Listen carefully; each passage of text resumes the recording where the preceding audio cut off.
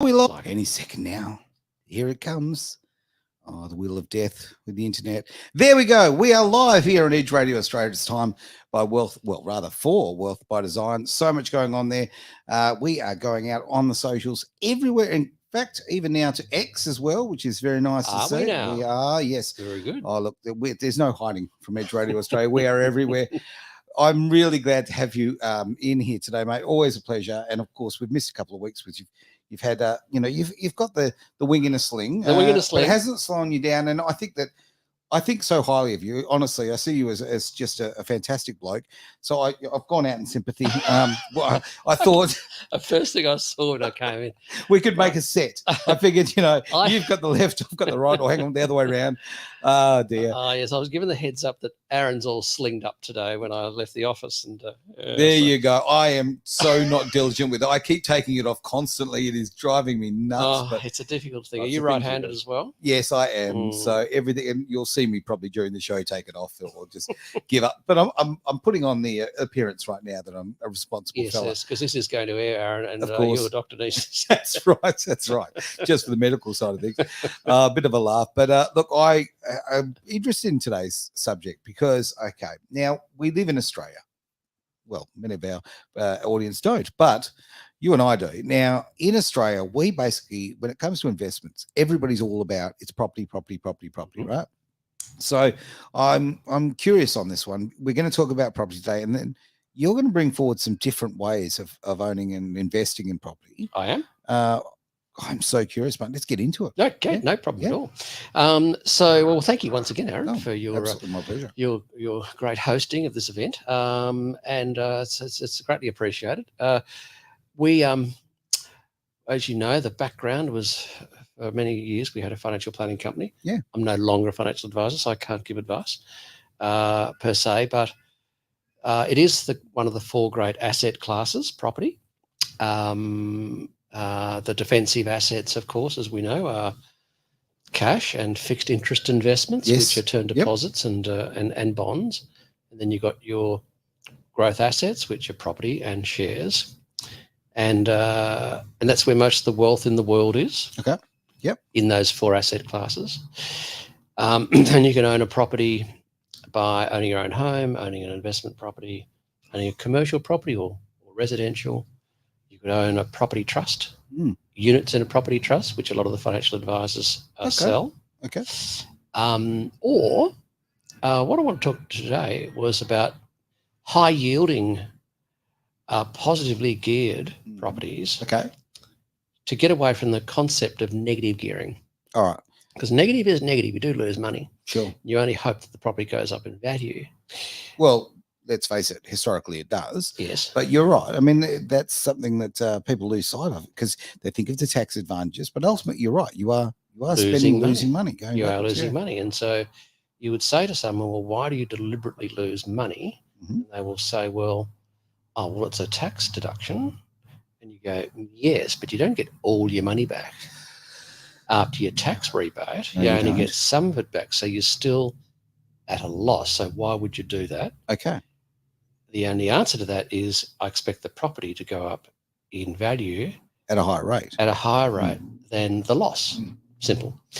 But within the indebtedness that's so high, especially for retirees, they're going, not long before I'm going to be retired, I'm not going to be earning an income. Yep. So therefore I cannot afford to have a loss in a property. Gotcha. It's got to be a positively geared property. Sure. And so there's a lot of focus on two areas that through Wealth by Design we can legally talk about and refer our clients to. Sure. And it's the NDIS area. Yeah. So that's a high yielding area. Okay. You've got the government committed to NDIS. Right. There is, a very significant component of a disabled person's disability package. Sure. That's committed to an NDIS rental property. And we want the people that need these services to be living comfortably. Totally. So we want them in quality places. We do. You don't, and the government basically decided they don't want to be building what ultimately could just be, future slums, like like It's we've got happened. with some of the housing commission places. Yep. They really want to engage the private sector Mhm. to say, look, we'll provide the money, you guys take some of the risk. Yep. And build purpose-built properties, and we'll make the rental allowance Sure. so that it's attractive for you investors to go and generally via your super funds, Mhm. self-managed super funds, but it doesn't have to be.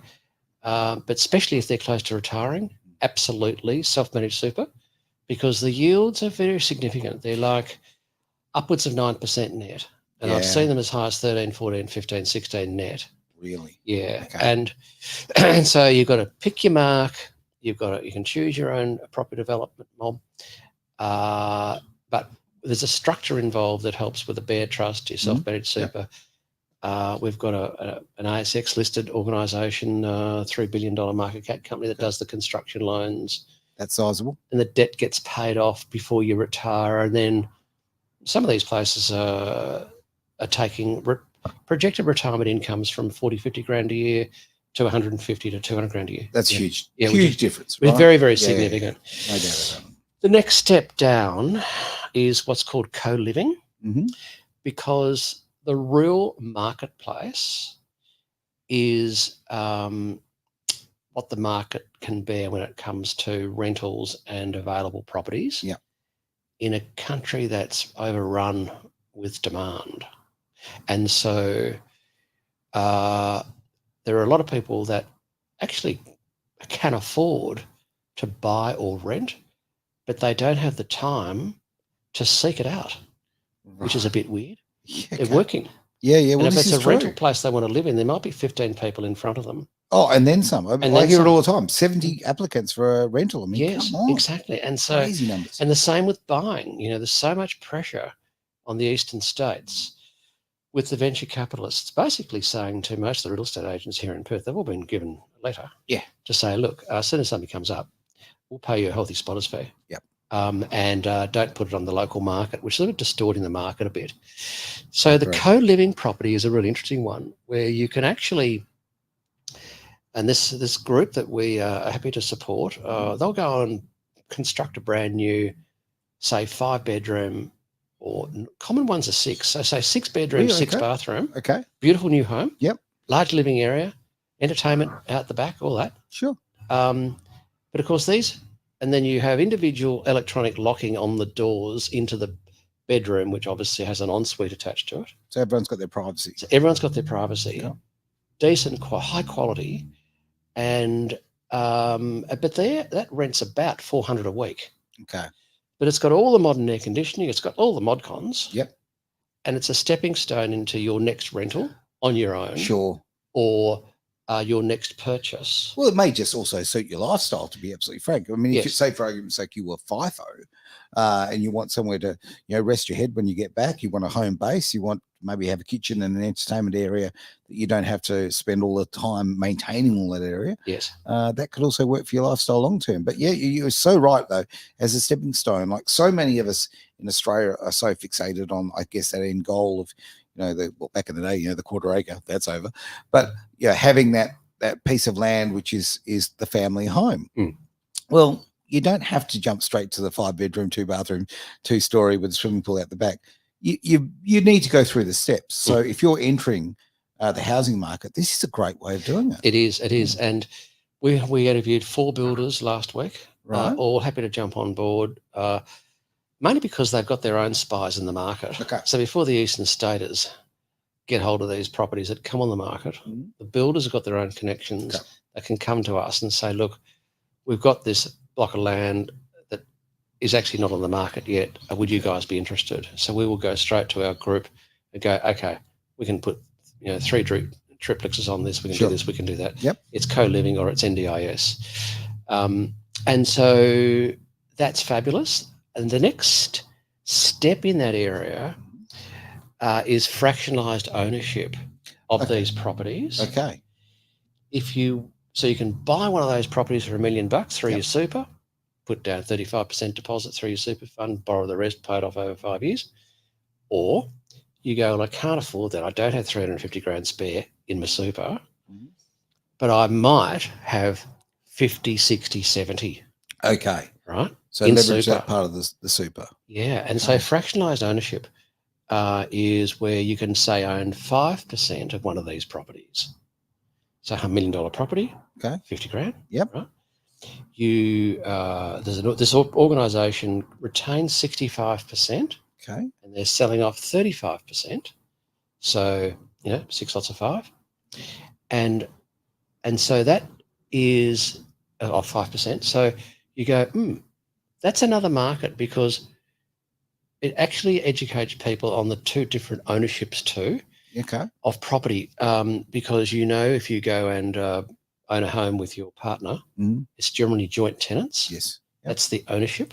So if you die, your partner gets the inherits automatically. Sure. It's outside your will, so inheritance is the wrong word.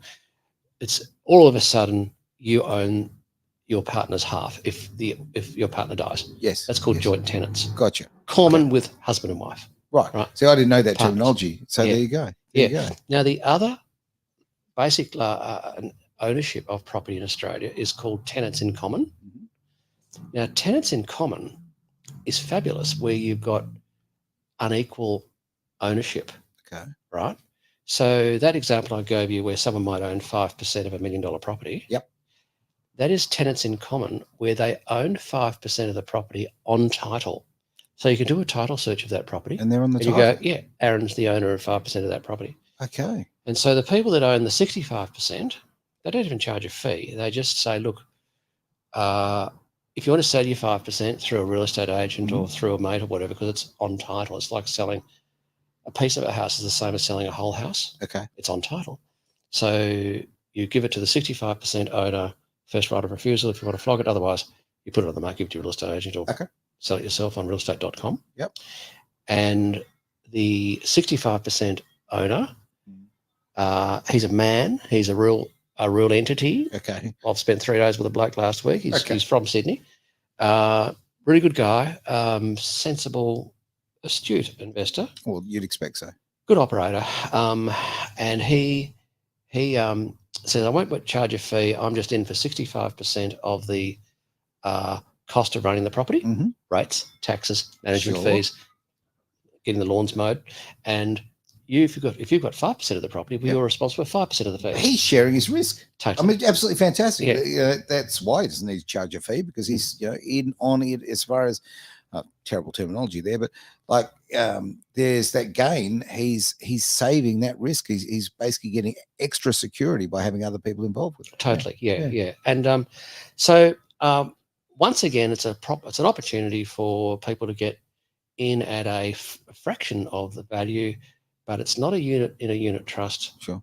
Extra fees are being charged. It's straight out on title, 5%, or you might want 10%, whatever you can afford. Yep. There's a lot of people with industry super funds, and here's a very interesting statistic I picked up last week. There was 1.8 billion rolled out of industry super funds last quarter. Into self-managed super funds. Look, I'm seeing a lot of it. People are talking to me about it all the time. That people are getting out of these, the institutional sort of funds, if you like. I mean, obviously it takes some work and it takes some know-how, and obviously getting the right education on this is a great move. Yeah. But the opportunities you can give yourself, and you can retire earlier, quite frankly, from in a real world term, but you can retire with a hell of a lot more. And you're also spreading your risk. There's just so many benefits to it. You just need to know where to start and get the right education.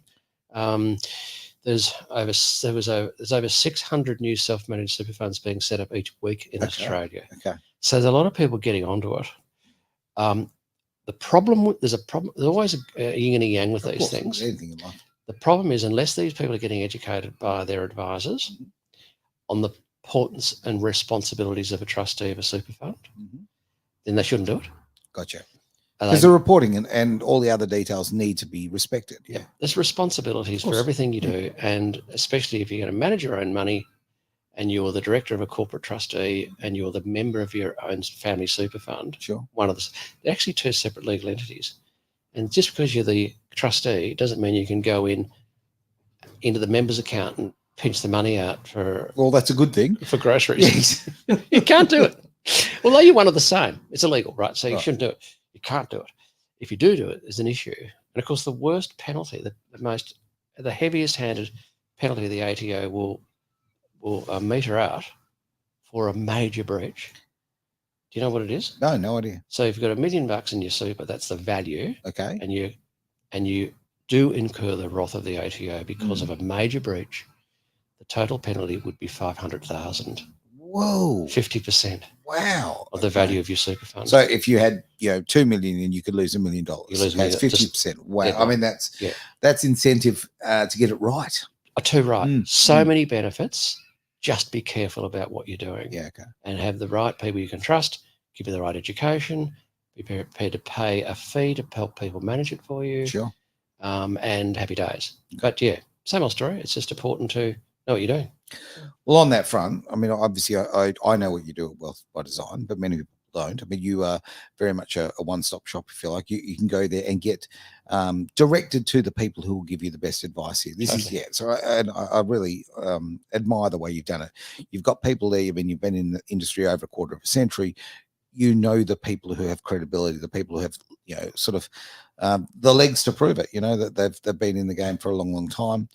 Or you see the quality of the way that they go about their business. And I think that's important. Yep. Because I don't. I mean, I walk in, every financial advisor, taxation expert, every settlement agency, whatever. They all look the same to me. I mean, they're all dressed nicely. Yeah. They're nice officers, yada yada. But I don't know who's who. Yes. So by linking them together, or basically you directing people the right way, it's a big thing. Now, and why I want to go further on that is that you're talking about products that the average person does not know about. And, knowledge is power. Without people knowing that, they don't know that they can buy a home this way. Right now, there's so many people in Australia who are going, I will never own a home. Okay. You think about just, the Gen, what Z onwards is pretty well struggling big time to own a home. Okay. This is a way of getting in the game. And once, like anything, and once you've got your foot in the game, it's a starting point. It's easier to take that next step. It's the old thing about, if you've got a job, if you're looking for a job, the best thing to have while you're looking for a job is have a job at the moment, right? It's much easier to find one. Same sort of thing. If you're in the housing market, you're already there, you're already established.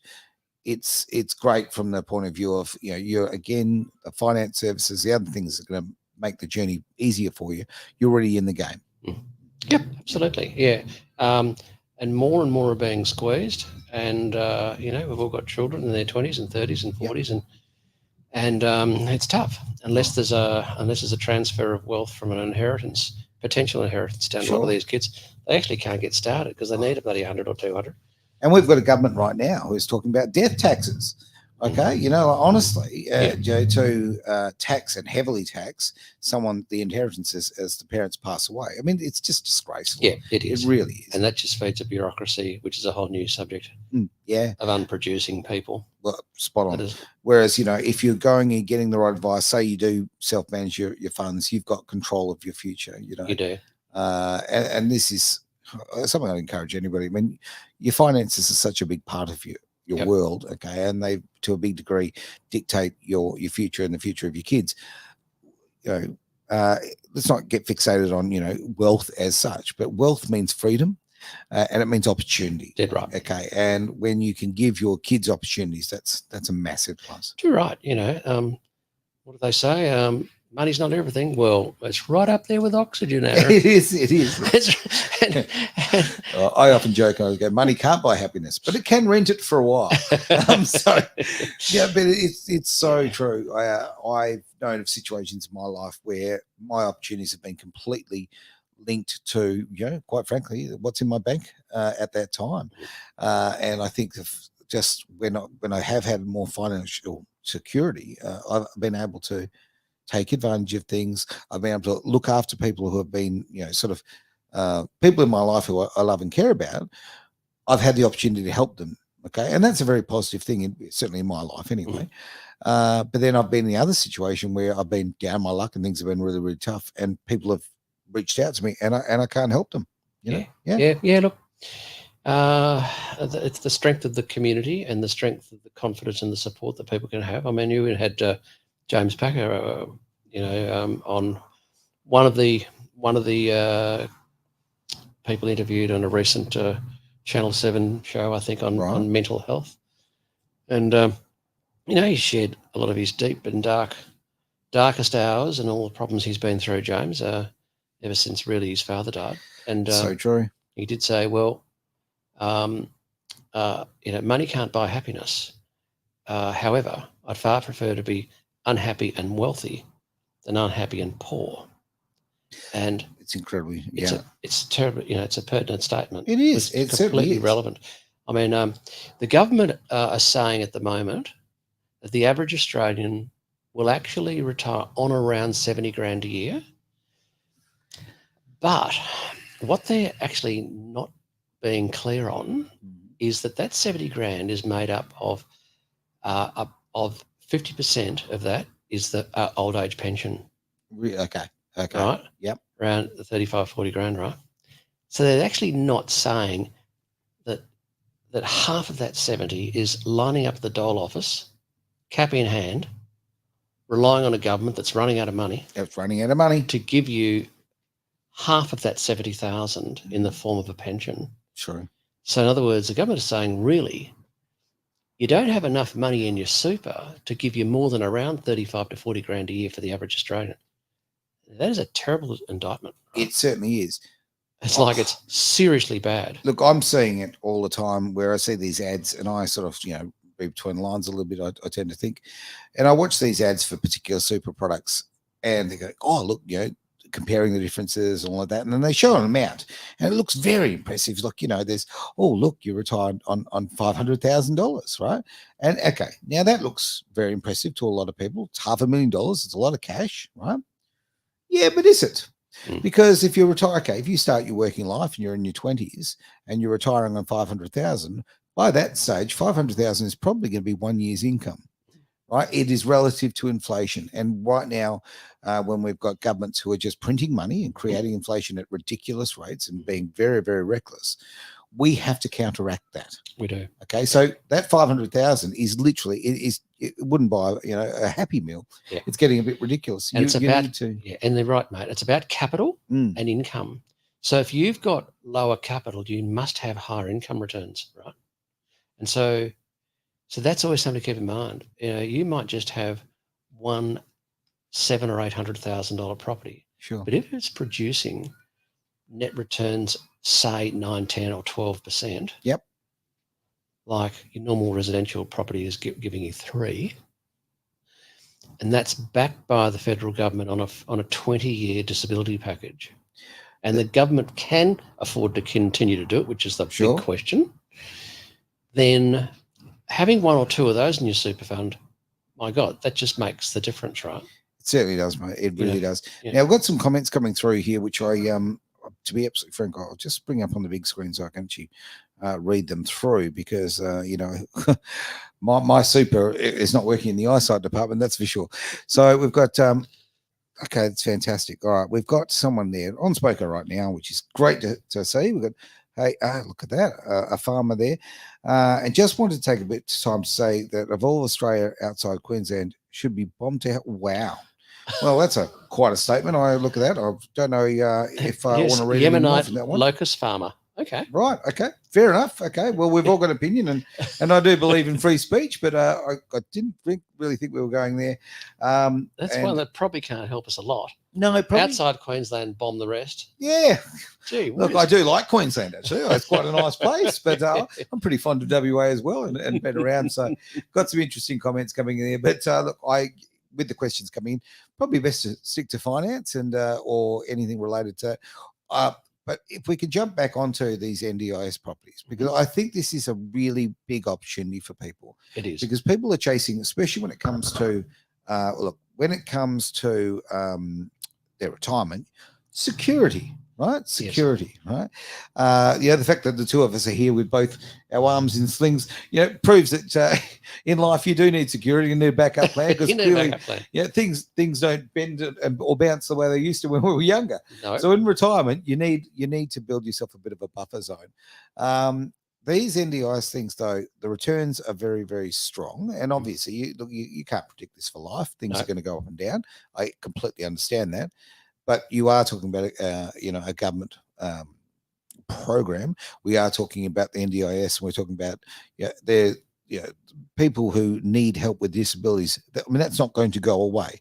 No, They're it's always not. going to need, people are going to need homes. Yep. So to me, this looks like something that's got a lot of safety. And as I say, when it comes to retirement, we want to know we're in safe hands. You do. And look, and it's the NDIS is actually under a lot of pressure at the moment because of the rorting that's been going on. Sadly, yes. In large sections of it. So sort of like a package of around 400 grand for a high physical support disabled person, which is the highest paying category. About 25% of that goes towards the rent, and the rest goes towards the servicing. So the carers and so forth. But there's a strong argument or suspicion that the government sanctioned companies, organisations that run the servicing side, very high administration costs, very, very high, and that's how much is getting down to the carers and how much is getting down to to the disabled people. Look, during our community focus programs that we've done, we've actually we've really stumbled across that a lot. The services tend to be really ridiculously high. Whereas the other side of things, when you're building with bricks and mortar and you're building secure areas, I see greater value in that. Obviously, the services are really important, but the admin is ridiculous. It's just they're gouging, and it's disappointing. We saw it with pink bats. We certainly did. I Peter remember Garrett, that. pink bats. Yeah, look, I remember all of that. Kevin 97 and all of what came through that. But and greed sort of gets into it. But thankfully, if there's enough consumer pressure, people like us talking about it here, there'll be enough pressure on the government to go, look, we've got to dig into this and sort it out, because you can't have the rotting. No. But because you need the taxpayer being looked after, in the sense that the money that they're committing is actually going towards a genuine cause and when we're paying our tax. I like to know that that horrible money that I'm having to pay, and I'm grimacing as I do, but I do want to know it's going to people and genuinely helping people in tough situations. I think I judge a society on the way it treats its most vulnerable, and I'm very proud in Australia that we do look after people who have got disabilities or challenges. I think it's really, really important. But like anything, I also don't like being ripped off as a taxpayer. So that side needs to be stopped. In the housing side of things, as I say, bricks and mortar, long-term security, the fact that this is not a service that's fly by night, this is something that's got legs to it. It has legs. And look, and even some of the builders are doing the wrong thing by just going out and building these random houses where the disabled people and their families don't want their disabled people living. And some of these investors have been caught up in buying these properties, and it's a bloody shame, because it's greed on one side for builders to flog these things to ignorant investors that don't know what they're buying, on the basis, my God, it's an NDI house, how much isn't this going to be fabulous? So once again, you've got to tread carefully, do your research, and honestly deal with people that want to build the best brand. And our group are doing that. We're going, righto, we're saying to the builders, you've got your own NDIS support people, get them to tell you where they want to live. Yeah, right? So true. Start from the ground up. Yeah. And if they want to live in that area because they're close to family and it's close to public transport and close to the hospitals and all those things that are important, then that's the starting point for any of the work that we do in this area, because then we go, right, well, the builder then can say, we've got this land in this area that these disabled people want to live in. When then we can say with confidence to our investors, hey, this is probably a good opportunity because it all stacks up. So true. The 20-year disability plan that these people receive from the government is completely portable. Okay. So they can take it wherever they like. That's important. And so I visited a fantastic NDIS property in Carr Street in Leederville a couple of weeks ago. Okay. And certainly in the centre of things, right? Yeah, there. Absolutely. Wow. Good spot, beautifully built property, local builder, knew what he was doing, and like 80% of the tenants, guess where they came from? Where's that? Quest Apartments. Really? out near Scarborough Beach Road. Yeah. Yeah. Really? Because they had their money, they had their packages, Okay. all provided by the government, all approved. Yep. Had nowhere to go. So they couldn't stay at home. They had to go somewhere. Here they all are, jammed up in these tiny little boxy bedrooms with toilets that wouldn't fit their wheelchairs. Disaster. Exactly. So the right people and the right connections said to these guys, hey, there's a brand new property in Car Street in Leederville. It's got all the mod cons. Just wave your hand while you're pulling your wheelchair up to a little pad on the wall. The door flies open. Fantastic. Facial recognition, security at a separate entrance for when the carers turn up. Okay. Like these little really details that make state of the art, like a yeah. really modern disabled hotel. Okay. And because they've got a portable disability package, they can go, well, we've just blown a year here, happy days. We had to get out of the house and our families. Sure. So we're getting out of this crappy old Quest apartment thing because it's okay for short stay people that are not disabled, but for the disabled with wheelchairs and real issues. No, it's a real struggle. Absolutely. Yeah. I'm very impressed with the fact that they didn't have to move very far because actually somebody I know who has a son with a disability is just no thought's been put into this, and they've actually had to move 90 minutes away from the family home. Right. And 90 minutes. 90 minutes. And I think it just causes so much extra pressure, stress, and obviously, it stops the amount of time they can spend together. It becomes a big deal. Whereas, and I think this is another thing that I tip my hat to those in the private sector on this, because it's private sector thinking and not bureaucratic rather, sort of rationale. They are thinking about the placement of these establishments, the access to public transport, all those sorts of extra things, because you tend to think differently in the private sector, and it makes a difference. It really makes a difference. Yeah, it does. Think it through. Don't be in a rush. Be thorough with your research. Line it up properly. So if someone's 10 years out from their retirement age, you've got to get onto it now, because it might take 2 years to get the whole plan lined up. Yeah. Move some of your money out of your super into your self-managed super fund.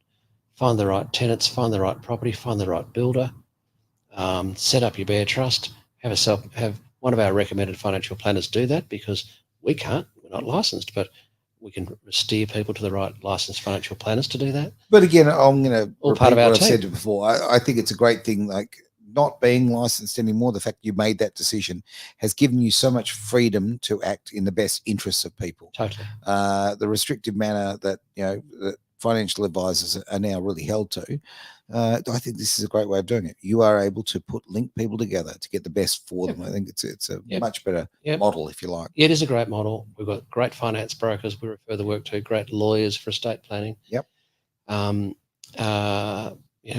estate agents. We're not licensed real estate agents, so we'll refer the right agents and developers. So it works. It works. And we do what we can, and we charge a fee for doing basic guidance, education, and training. We do a lot of work in the crypto space, which to most people is woohoo, it's out there and it's all risky, but it's not. The very wealthy are right on to the right hedge funds, the right blue chip cryptos. They know where to go. We offer that same service to retail people. So they don't need $500,000. They need $100 to get started. So we've got the only fully insured crypto exchange out of 430 exchanges in Australia. Stuff like that. And we can do that completely legally, because it's education and training, giving them the knowledge. We actually had a show at our office last night, and when people couldn't believe the knowledge that they got. Look at the way you're diversifying there, though. Okay, you're not putting all your eggs in one basket. Okay, you're looking at different investments. We're talking about, property here. We're talking about crypto. We're talking about different ways. Because if you do, if you are sort of concentrated in one finance area, if there's an upturn or a downturn, okay, you get the advantages and disadvantages of that. By spreading your risk, you've got greater opportunity, but you've also got greater safety. Totally, yeah. Diversification is quite critical. So, if you might have a real bent on property, because that's how you're wired. Happy days. Have a NDIS property. Also, have either a fractionally owned, if your funds, that has to be your fund levels are. Okay. or have a co-living property, which is once again diversifying your two properties, right? Yep. NDIS, which is a government-funded area, and if you're worried about the government ever being able to continue to support that, and you go, I'm going to have to go each way here, I'll have that one, but I'll have this one over here, which is co-living, which is the market. It is the market. It is the market. And you know what? This is not new. Let's look back at history a little bit and think about all of the Italian and Greek families and that who did exactly this, came to Australia to build a new life, and they built a house with 2 kitchens in it and all of that, maybe a joint laundry. This is not new. No, it's not. It's just about time we woke up to it, really. Yes. And you think of the wonderful opportunities it gave them. It just, the opportunity was to build a future again for the children. Also, the respect and the fact that you're looking after your elders when you've got grandparents involved. Like, it's a genuine community. It's a far more positive thing. I didn't know this. It's just the things that, you know, come out of the blue. But I saw an old friend a few weeks ago that I hadn't seen for literally years and years. Okay. And very successful guy, always had his head screwed on really, really well. And anyway, long story short, we're talking in conversation, and he and his wife and child, they actually share a house together with another family, right? And have been doing for years, to the point where these 2 families have actually moved with each other twice. So they've actually been in 3 homes together. I didn't ask about if it was mortgage or rental or whatever. We didn't go down that path. But the fact that they were so accustomed to it, because they all work a lot of hours, didn't want the responsibility of all the maintenance and everything like that. So it made in financial sense. So they live in a beautiful place, and they share the responsibilities of the middle of it. Now, to me, that was a completely foreign. I mean, look, I never even did the share house thing. So, you know, apart from, you know, living at my mates with eating the noodles and doing the university stuff, but it's amazing what kind of characters that will get involved in doing it, and they really benefit by sharing those costs, sharing the responsibilities. And in this particular case, it freed them up with so much extra time to build their business and their financial success and their freedom, therefore. Dead right. Yeah.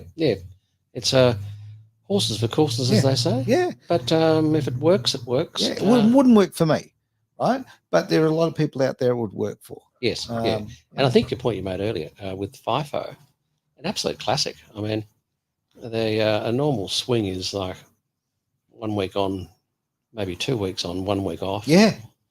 Well, God Almighty, for the 1 week off, you don't need much. No, you don't. And you know what? Go and buy a property if that's where you want to live. Buy your property, fine. Do the needed gearing if that suits your situation. But as far as where you live, you know, 1 bedroom. Yeah. In a great area, close to everything, why wouldn't you do it? Look, if I was working FIFO and I was working, 12-hour days, 14 days as a run, the last thing I want to do when I get back is mow that lawn. That's the last thing. I know. I don't have any interest in all of that. I think that, I mean, I work a lot of hours. I'm very, very busy, and that I just don't want to be doing that rubbish. Now, obviously, you can pay money, you can have people do that, and that's one other way. But if you share that responsibility, if you're just going back, and you can get back, you can enjoy your life because your room's exactly where you left it. You've got your privacy, you've got your bathroom, and you've got those shared facilities that are being looked after. Yes, it's just winner. And that's just all part of how you would structure one piece of your lifestyle and your building up your financial structures, so that when you do decide to stop work in your 60s, you've got a situation where you go, right, I'm done. Yep. And I'm not lining up at the dole office for any support from the taxpayer. That's like a no-no. Yeah. You've got to start thinking about it now. It's a good point. And like a lot of people, we use FIFO as the example now. Now, you might go, okay, I'm working FIFO. I'm doing really well financially. I can live in a really flash place. I don't need to spend just $400. I could spend $1,200 a week in a really nice place. Whatever. I don't know what a really nice place costs these days. It seems to be going up every 5 minutes. But okay, here's some common sense. In my eyes, anyway, this is my thoughts, is if you were in a place like that, a shared situation, and you've got your privacy, and you've got not having to mow the lawn, all those kind of extra dramas, you've got your $400 you pay there for where you're living. Okay. Well, while you're doing that, go and buy an investment property. Totally. Right. Use that. All of that rest is, as I say, that financial amount. There's a massive amount there that you could be buying that investment property that you could use financially to the benefit of your tax.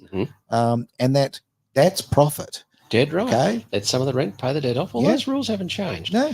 And I mean, the reality is that a lot of people only have their own home because you don't have security of tenure in Australia as a renter, right? As a general rule. Like in Europe and States, you can actually rent a place for 25 years and know you're not going to get kicked out. Yeah, right. Okay. But here, it's different. The landlord runs the show. Sure. And so therefore, we would all go, oh, bugger it. Although tax-wise it's not the best to own your own place, it's still a good idea because I don't have the property inspections happening every month or 6 weeks or whatever it happens. And at least I've got a capital gains tax status, like capital gains tax free in my own home. Hopefully that won't change as the government runs out of money. You did mention death taxes earlier, and will that involve the family home? The way the unions and this current government would be thinking. I think I'm not that confident. Neither am I. I really am not. And, I mean, the best thing we can do as far as I'm concerned when it comes to this government is the election comes up, say goodbye to Elbow. But that's my personal belief. I just think he's, without doubt, the worst Prime Minister we've ever had. Elbow's, at the end of the day, he's a puppet. He's just a puppet for the Greens and the unions. We know that. And so, well, I know that's my opinion only, but, someone said to me the other day, they go, but he got voted, he got the most votes, right? Look, he got just under 33%. So that's let's look at it another way. Let's just say, okay, so what, 68% of Australia didn't want him. Let's be real about this again. And I'm not actually advocating for the other side here. Quite frankly, sometimes, if it's left or right wing, it's the same bird, right? It's about who's controlling the bird. But in this particular case, we've got a government in place which is taking away the control of the everyday Australian and doing it as a Labor Party, which is supposed to be for the people, for the worker. I mean, it's just deception 101. It is. So it's just a socialist way of living. So the way that you get out of a socialist lifestyle is by creating your own financial freedom. Yeah, right. And this is not a selfish thing. This is not about money. This is about, giving yourself, and as I say, your children, or if you don't have children, whatever the case may be, this is about buying your own future and your less dependence on being controlled. Yeah, being financially independent is our whole game at Wealth by Design. Yeah, there's so many different levers that can be pulled depending on where you're at in the journey, what your position is financially, blah blah blah. But there are steps in there that people can take to get themselves back on track. Very, very good point, mate. Now, come to the end of the show. So I think there's obviously people who want to contact you, and you offer a particular service where you can actually go online. I was on there today, right? I was actually clicked away, and geez, it's easy. Yeah. Honestly, look, if I can do it, user friendly, very, very user friendly. So you can basically book an appointment one-on-one with you. Yeah, absolutely. Yeah. So Wealth by Design, all one word, .com.au, is simply go there, have a look around, and then there's various opportunities to click on a calendar link. Yep. Just click on that and book a time in. So we'll give people 15 minutes for a bit of a chat. Yep. And they can air their thoughts or concerns.